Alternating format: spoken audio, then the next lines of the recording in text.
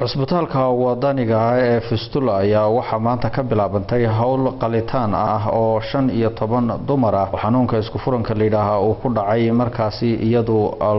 lagu daweynayo dumarkaasi oo laga kala keenay meelo kala duwan oo kamid ah koonfurta Soomaaliya iyo wadankan Soomaaliland gudihiisa ayaa iyadoo waxa naga warbixisay oo arintaasi ka warantay gabadh kalkaaliya oo dumarkaasi xanuunsanaya soo qaaday waxaana ay sheegtay in 12 kamid ah dumarkaasi laga keenay Kismaayo halka laba kamidana laga keenay Jowhar waxaanay tiri Farxiya Jaamac Maxamed iyada oo ka hadlaysa sidii ay tabaabulshahan iyo hawshan u soo galeen ay tiri 12 qof waxaan ka keenay Kismaayo laba qof ee Jowhar ay saqdi xuma soo galnay saaka fiisitada iyo dhaqtarku qaabilu ka qaaday maanta 5 saacna bacda duhur waxa bilaabanaysa sidoo kale Dr. Ibrahim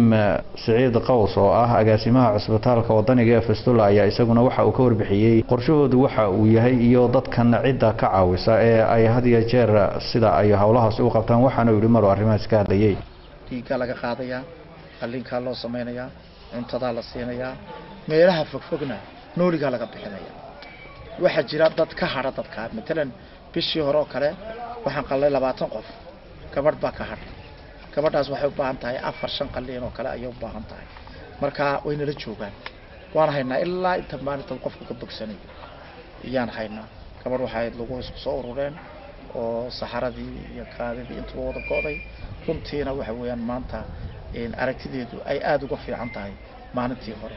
way xagga nafaqada la saxaa xagga daawada la saxaa xagga jimicsiga la saxaa xagga psychology ayaa la saxaa qofkii is dhiibay ayaa dib u soo noolaaday marka xaruntan oo ku taala magaalada Boorama waxaan uga faa'iideysanayaa jaaniskan qof kasta oo qaba xanuunka qof kasta oo kaadida xajin karin saxaradan xajin karin ha yimaado xarunta wax ku xidhan imika waxaan bilaabaynaa kooxdii labaad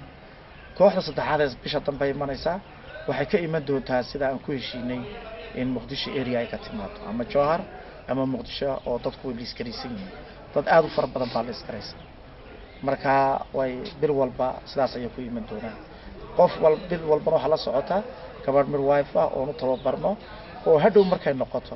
ka shaqeysa tani ma aha markii ugu horeysay cusbitaalka Fistula oo dumar xanuunkaasi qaba uu u sameeyo iyadoo oo ay dhakhaatiirta hawshaasi gacanta ku haya ay isugu jiraan dhakhaatiir Somaliland iyo kuwa ka socda hay'ad la yiraahdo waaha oo iyagu markaasi ah NGO caalami ah kuwaasi oo iyagu markaasi dadkaasi bukaanada ka soo kala ururiya goobaha kala duwan ee ay ku sugan yihiin waxaanu sheegay Dr. Qaws in ay bishiiba ugu tala galeen in ay 20 dumar xanuunkaasi kaga daweeyaan iyadoo oo ay qaadatay wali daaweynta xanuunkaasi qalitaankeeduba muddo iyadoo markaasi ku siman 2 usbuuc haday ugu badato inkastoo ay jiraan buuli dad xanuunkaasi ay ku raagaan dhibaato fara badan ay haysato oo ay dhici kartay buuli markaasi in qalitaanada dhowr jeer lagu celceliyo oo ay muddo bilooyin qaadato oo ana wuxuu yiri taasi markaasi sida doorkii hore dumarkii aan qalitaanka ku sameeynay gabadh kamida ay iyadu markaasi ka hadhay taasi oo curyaantay buuro oo aan markaasi iyadu lagaha ka kici kareynin xanuunkaasi isku furanka la yiraahdo ayaa isagu waxa uu yahay mid lacag la'aan ah daaweyntiisa qalitaankiisa iyo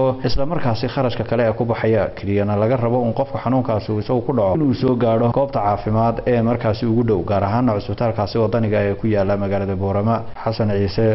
shabakada wararka ee Salal News Boorama